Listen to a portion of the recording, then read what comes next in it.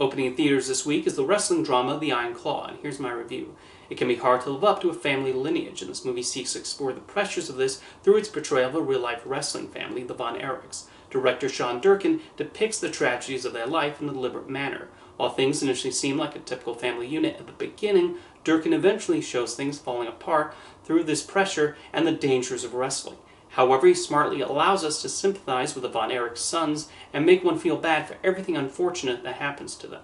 Watching the Von Erichs, one can see what a close family this is and why they fall in love with wrestling.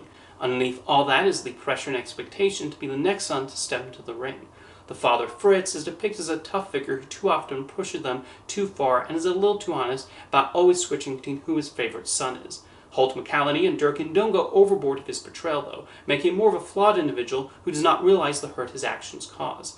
The other actors also successfully show the emotions his family constantly has to deal with. Zac Efron gives a strong performance as Kevin, the son given the most focus, and successfully presents his development throughout the film. We see how much he cares about his brothers and not wanting them to go too far in how they partake in their wrestling pursuits.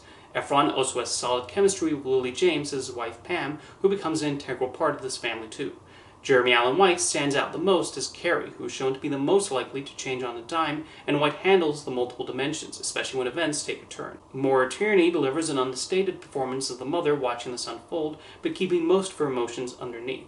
Durkin does well with depicting the 80s and 90s through the way the movie is shot, and evoking those decades through the environment rather than being overly flashy. The use of television is particularly good at showing the time period. One does not need the dates on the screen to understand when this is taking place. The movie also comments how the world of wrestling changed over the decade. While the Von Erichs take a more natural approach, we see the start of wrestlers presenting more flamboyant and attention-grabbing personalities. The Iron Claw shows the familial bond between these wrestlers as well as the tragedy that eventually affects them. Each of them is properly fleshed out, which creates a further frustration of the pressures the Von Erich sons have to live up to.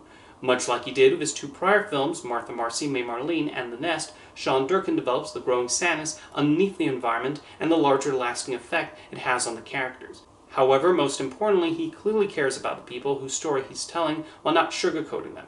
Even if one has little familiarity with the Von Erichs and the world of wrestling, the Iron Claw becomes an involving story.